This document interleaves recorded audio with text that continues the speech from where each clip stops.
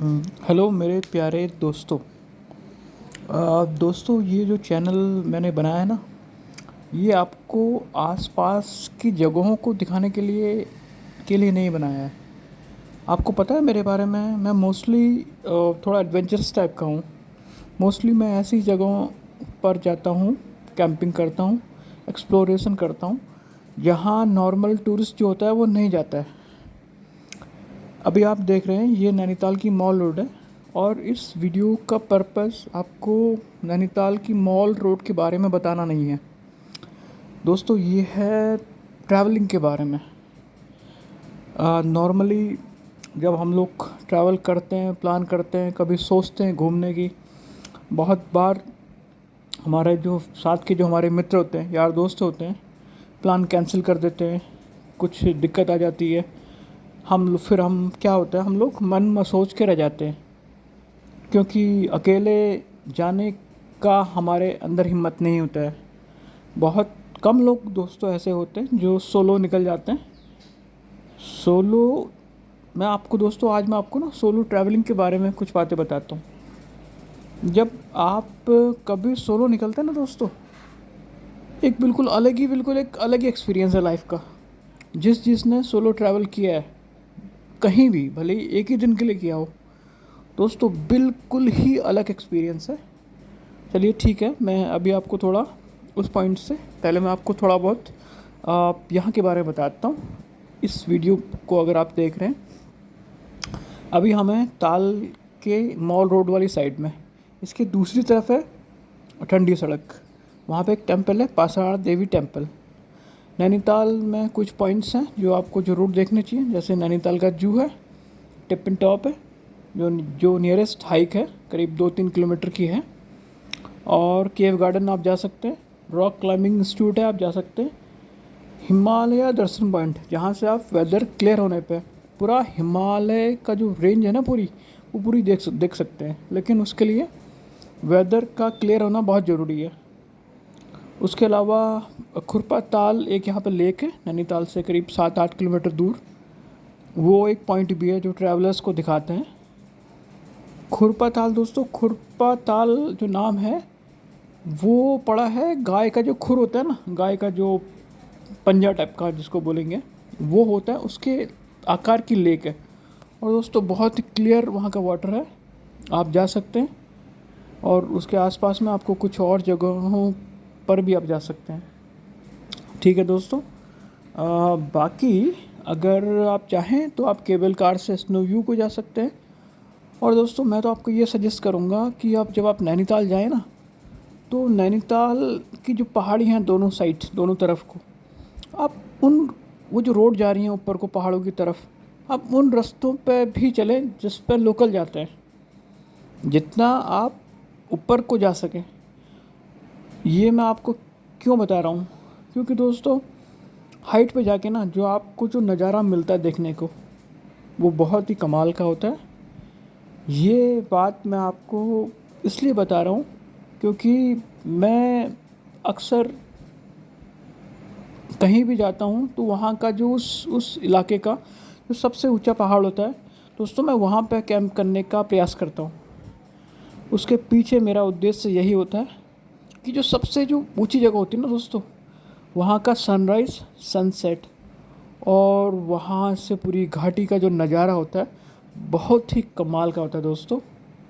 वो जो एक्सपीरियंस होता है ना, वो आपको अगर आपने अभी तक नहीं लिया है तो मैं तो आपको बोलूँगा कि आप एक बार वो एक्सपीरियंस करके देखिए। उसके बाद हो सकता है कि आप उस एक्सपीरियंस को अपनी पूरी ज़िंदगी ना भूलें कभी। क्योंकि दोस्तों देखिए, लाइफ में जो एक्सपीरियंस है ना, जो अनुभव है खुद का, उससे बड़ी दुनिया में कोई कोई उससे बड़ी कोई चीज़ नहीं है, उससे बड़ी कोई किताब नहीं है। लोग क्या क्या क्या बोलते हैं किताबों में, हमने क्या सुना, क्या पता नहीं कितनी हज़ारों लाखों की बातें हैं, ठीक है। लेकिन जब आप अकेले अपने दम पर कहीं निकलते हैं ना दोस्तों, वो जो एक्सपीरियंस है ना, डिसीजन मेकिंग, आपके साथ कोई नहीं होता है, आप अकेले होते हो बिल्कुल। आपको अपने स्टे का भी अरेंजमेंट करना है, अपने ट्रैवल का भी अरेंजमेंट करना है, आपको घूमना भी है। बस में आप घूमेंगे तो बस में लोकल ट्रांसपोर्ट आप लेंगे, क्योंकि हर कोई तो दोस्तों प्राइवेट कार हायर नहीं कर सकता है।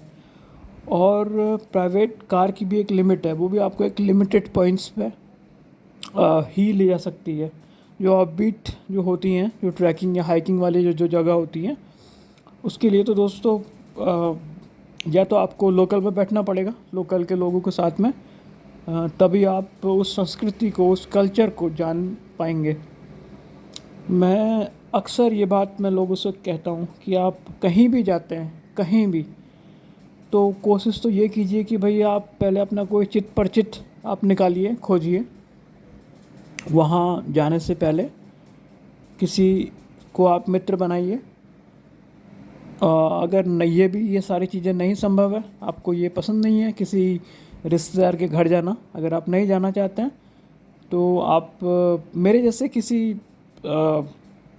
जैसे किसी ट्रैवलर से बात कर सकते हैं, या जो उस इलाके में सर्व करता है, जो वहाँ का जो लोकल गाइड है।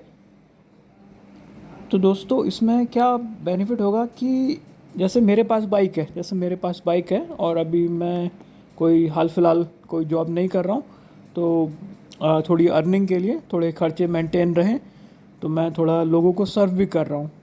मेरा जो होम स्टे है हल्द्वानी में, हम लोग लोगों को यहाँ भी रुकाते हैं। और साथ में यहाँ आसपास में बहुत सारी जगह हैं दोस्तों, जैसे हल्द्वानी से आप निकलेंगे ऊपर को, भीमताल, नौकुचिया ताल, सात ताल, नैनीताल, घोड़ाखाल, भवाली, उसके आगे अल्मोड़ा, रानीखेत, कसार देवी, अल्मोड़ा में एक पॉइंट है, जागेश्वर। दोस्तों ये बहुत सारे पॉइंट हैं, यहाँ से करीबन आप 200 किलोमीटर के अंदर में आपको अनलिमिटेड पॉइंट मिल जाएंगे। और दोस्तों कौसानी एक ऐसी जगह है जहाँ से जो हिमालय का जो रेंज है ना, बहुत ही अल्टीमेट नज़ारा दिखता है, बहुत ही अल्टीमेट। तो ठीक है दोस्तों, मैं आप लोगों को इन वीडियोस के माध्यम से ट्रैवलिंग के बारे में, लाइफ के बारे में, अपने एक्सपीरियंसेस के बारे में बताते रहूँगा। बाकी आप मुझसे अगर जुड़ना चाहें, आप फेसबुक पे मुझसे जुड़ सकते हैं।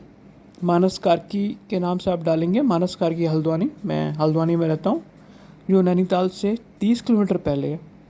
बाकी कभी भी अगर आप इधर को आना चाहें, मेरी सेवा लेना चाहें, मुझसे मिलना चाहें, साथ में एक एक कप चाय पीना चाहें, और कुछ नहीं अगर होता है तो हम लोग एक एक कप चाय साथ में चाय पीएंगे, या समोसा जलेबी या कोई स्ट्रीट फूड हम लोग खाएंगे यहाँ पे।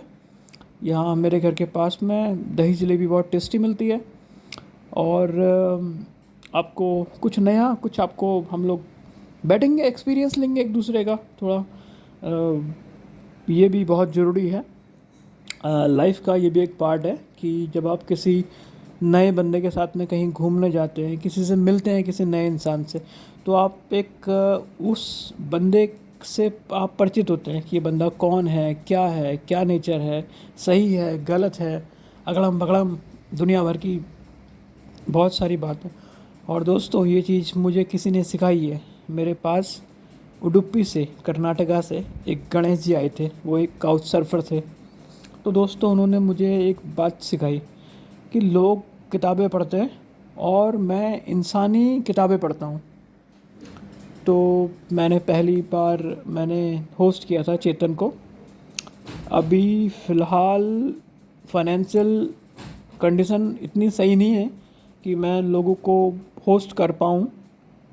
नहीं तो दोस्तों मैं काउच सर्फिंग को कभी बंद नहीं करता, और अभी भी मैं कोशिश करता हूँ कि जो असली जो ट्रैवलर्स होते हैं, जो लोगों को सर्व करते हैं, मैं भी उनको अपने घर में सर्व कर सकूँ। क्योंकि दोस्तों ये जो काउच सर्फिंग जो कम्युनिटी है, बहुत ही ज़बरदस्त इंटरनेशनल कम्युनिटी है, और मैं उस कम्युनिटी का मेंबर हूँ। बस थोड़ा अभी थोड़ा फाइनेंशियली अभी उतना नहीं है मामला सेट यहाँ पे, तो इस वजह से थोड़ा सोच सोच के होस्ट करने पड़ते हैं। दोस्तों अगर आप कभी भी अगर आप इधर साइट को अगर आप प्लान करते हैं, तो आप प्लीज़ मुझे थोड़ा एडवांस में थोड़ा मुझे इन्फॉर्म करें, ताकि कहीं ऐसा ना हो कि मैं आपसे मिल ना सकूं। एटलीस्ट हम लोग मिलेंगे, एक एक कप चाय तो हम लोग साथ में ज़रूर पियेंगे। और अगर पॉसिबल हुआ तो हम लोग साथ में हम लोग ट्रैवल भी कर सकते हैं। अगर आप कैंपिंग कैंपिंग एडवेंचर ये जो थोड़ा एक्सपीरियंस करना चाहते हैं, क्योंकि दोस्तों ये जो चीज़ें होती हैं ना, कैंपिंग और एडवेंचर, ये इसके लिए देखिए आपको आपके पास में थोड़ा एक्सपीरियंस होना चाहिए। और या तो आप दो चार पांच लोग साथ में हैं, आपके पास प्रॉपर इन्फॉर्मेशन है कि भाई हम लोग को यहाँ कैंप करना है, कैंप साइट है, अच्छा व्यू है। कैंपिंग का दोस्तों, कैंपिंग का बेनिफिट तभी है जब आपके पास एक अच्छी लोकेशन है, एक अच्छी सेफ लोकेशन है, जहाँ से आपको एक बहुत तगड़ा व्यू मिलता है किसी वैली का। घाटियाँ जो होती है ना, वादियाँ जो दिखाई देती हैं। तो दोस्तों असली जो है ना, असली मज़ा कैंप का वहीं है। करने को आप जंगल में भी कैंप कर सकते हो, लेकिन वो वर्थफुल नहीं है, मैं तो उसको नहीं बोलूँगा। मैं कभी भी दोस्तों कैंप जब भी मैं करता हूँ तो मेरी फर्स्ट प्रायोरिटी होती है कोई साइट देखना, कोई मस्त बढ़िया सी, बिल्कुल मस्त सी साइट। और जो टॉयलेट बाथरूम है, हम लोग पब्लिक टॉयलेट बाथरूम यूज़ करते हैं, या कहीं आसपास में कोई होटल हो, कोई गेस्ट हाउस हो, हम लोग वहाँ कोशिश करते हैं कि हम लोग भाई इन केस ऑफ इमरजेंसी, नहीं तो फिर नेचर, अगर आसपास में कुछ नहीं है तो you have to be with nature.